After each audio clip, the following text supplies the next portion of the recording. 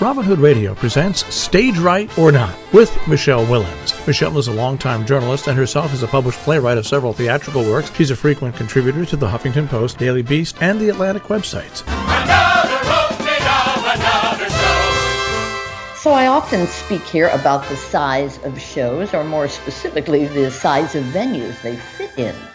More and more these days do very well for off-Broadway companies like the Public, New York Theater Workshop, and the Atlantic. But when they move to Broadway, well, the scorecard is mixed. Some transfer well. Hamilton, Chorus Line, Once, The Band's Visit, and Fun Home come to mind. Others, Bloody Bloody Andrew Jackson, Eclipse, Peter and the Starcatcher, and others will not so much. Let's keep an eye on The Slave Play, soon to open at the Golden Theater after a successful but controversial New York Theater Workshop production. And this week, I saw another in that class, one that did well at the Public earlier this season and has now been transferred to the Hudson Theater on 44th. Now, it has a big name attached, which always helps, but it still raises the same questions. But let's get specific here. The play is called Seawall, A Life, and it's actually two stories in one, a pair of monologues about, well, frankly, about death in different forms. So if you're looking for a fun and lively night out, this one is not for you. I wish it had been more for me, too. The first monologue is written by Simon Stevens. Now, he's the man who successfully adapted the curious incident of the dog in the nighttime for the stage. The second piece is penned by Nick Payne, who wrote Constellations and many other plays. Constellations was notable on Broadway for being a two-hander for movie and TV stars Jake Gyllenhaal and Ruth Wilson, and by the way, for charging regular prices for a show that ran just over an hour. Well, Payne is fortunate to have Gyllenhaal this time, too, not only because his is a recognizable name, but the actor works really hard in getting every ounce of humor out of a script that has very little of it. It also, unfortunately, offers little original thinking. Now, that could be said of both monologues. The first half of the evening stars Tom Sturridge, a lesser-known but serious stage and screen performer. And let me say up front that both Sturridge and Gyllenhaal should be wildly commended for taking these monologues on for almost a year, obviously pouring their full selves into what is not stellar material, but certainly allows them to show every emotion a man who becomes a father and has been a son feels. Now, I won't give too much away, but Seawall involves a man deeply in love with his wife. She had us all wrapped around her fingers, he says up front. The same goes for the baby girl they have, and miles away we see exactly where this one is going, and it is not a happy place. Now, there is the obvious symbolism of a wall underwater and attempts at humor that seem forced. Does God look a bit like Danny DeVito, asks our storyteller? And there are attempts at wisdom. If this can happen, anything can happen, he concludes. Sturridge, as I said, works hard with material that is painfully predictable and predictably painful. And Gyllenhaal also has a rather tired tale. His is about the circle of life, a parent dying just as a new baby is born. Yes, the Lion King said it better. Now, I don't know why every time there is a monologue or a one-man show about a new father, it's like he's the first one to ever understand and embrace the joys and fears of parenthood. When she tells me she may be pregnant, I am in the middle of roasting a chicken, he tells us at the beginning. I am in awe of my wife's cervix, goes another profound revelation.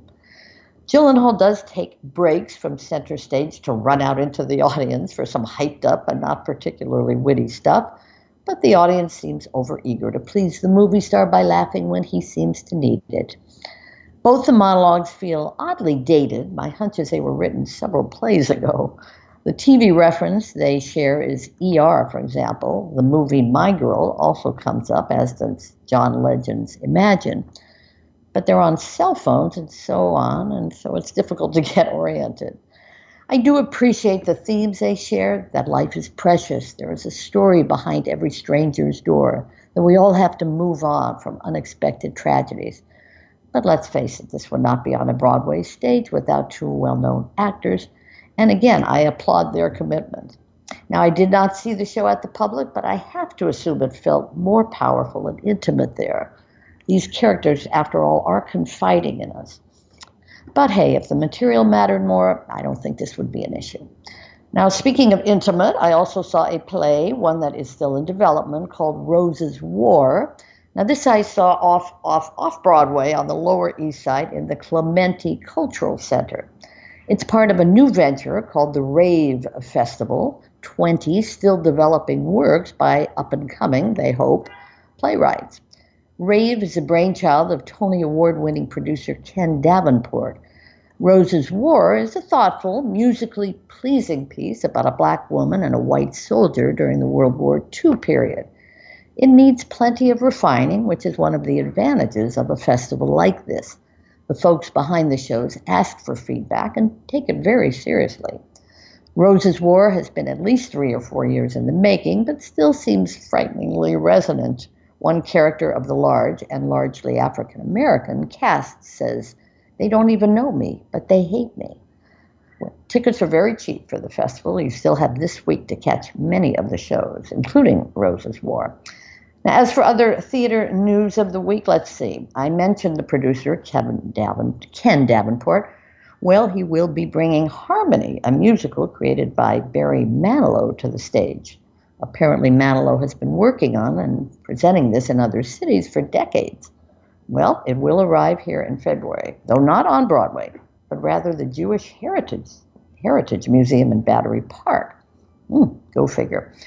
Yet another revival is coming to Broadway in the spring, How I Learned to Drive, which starred Mary Louise Parker in an off-Broadway production in 1997. And Parker will be doing it again this time on a large stage. Uh-oh, here we go again.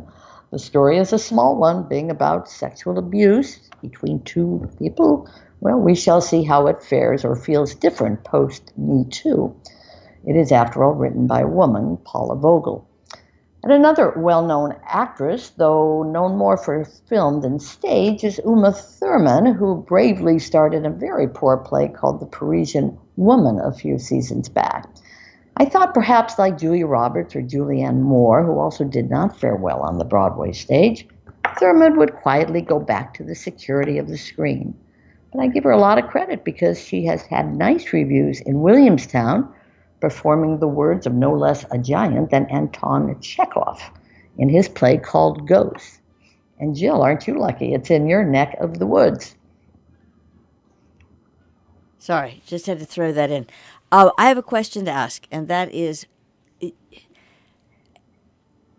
this was asked to me by someone who is out of the country, who's currently happily living in Mexico City, where a New Yorker who is living in Mexico City, where he looks back on his, just shaking his head, but he's fully immersed in the same world that, all right. And he said,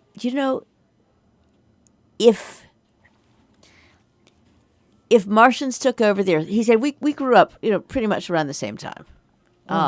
And he said, it seems to me that if Martians or whatever were reading a history, or if just people were reading a history of this time, and he was far more specific, but he said, you would think that many of the things that are being, for lack of a better term, raised or addressed or this is me udged about, never happened before.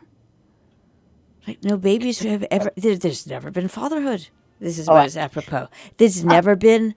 Does anyone remember? That's true. Franklin don't they say there are only 3 stories to tell? But does anyone remember Franklin from Peanuts or Josie and the Pussycats or anything? I mean, it is just pretty staggering looking back on the fact that about 40 years of, let's call it evolution, for better or for worse. It's a mess, right? But no one ever said that baking was neat. You know what I mean? You get the ingredients out there and it's a mess. For the best, yeah. But certain things are being revisited as though they've never happened before. And while there's an audience for it, I guess, it's pretty it's a pretty interesting sign of the times. Like I don't know what it's a sign of, but what is Well, with that? isn't that what creativity and art, is all about? Finding new ways of telling old stories. None of us have really new stories to tell. We have our own stories to tell, which is, I think, what those monologues were about. That everybody has a story to tell. Okay, fine, but I know what you're saying. That What he was saying was basically, it's the same old. Why is this new? Why is this? it's not even why is it new. It's how did you forget that Yeah. how did you forget? Guess who's coming to dinner? Right. How right. did you forget To Sir with Love? That's right. How did you what happened to that bit? I'm not saying that it must. I'm not saying it shouldn't be revisited, and of course it should be. And I'm not saying do a revival. I'm just saying what happened to it. It's all being addressed as though For the it's first never time? happened before. Well, that's really an interesting thought. I mean, it's just giving me ideas about other things. Believe it or not, it's a very interesting question. New writers, obviously, and they think they have their own takes on it. I forget what the one-man show was earlier this year that a guy did. I didn't see it, but everybody said, he stood up for 90 minutes and talked about what it was like to just become a father. And they said, everything he said, we've heard 500 times before. Yeah, maybe he's got new jokes. Maybe he's got somewhat of a new take on it. I don't know. Do you stop telling? No, you don't stop telling. You know what they say, never forget. Otherwise, we'll repeat our history. But I don't know what to say. And I thought about that after seeing Rose's War, which I don't want to talk too much about because it's really still very much in development. But I was thinking, what was the last World War II thing I saw that was interracial? Is this a new idea? And so, obviously, people find something, a nugget of something, and they think, hey, this is a slight different version. This one was by James Baldwin, so therefore, it has his voice.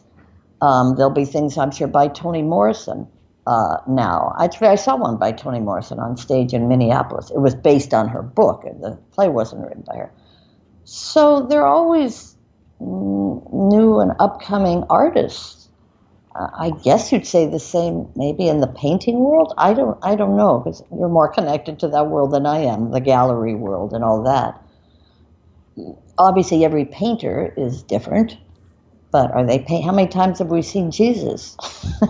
Yeah, and I don't have that because I've been out of it for so long. I don't know what new is. I'm just responding. I think that's an interesting thought. That if somebody popped down and said, "Wait a minute, weren't they saying this 50 years ago when I left?" It's not that it wasn't being said, but it was being looked at, and I'm very happy for it to be looked at through new eyes. That's not what I'm saying. What I'm saying is the sense that it has many things have the weight and the heft and the dynamic that this is the first time we're looking at this. And that's what he was mentioning, and that's what I was responding to. It's like, well, wait, this isn't the first time. Now, it doesn't alter or minimize your experience and really interested in it, but where's the what happened all the times it came before? Yeah, it's about great writing, and this was, what we saw was not great writing, but you could have told these same tales.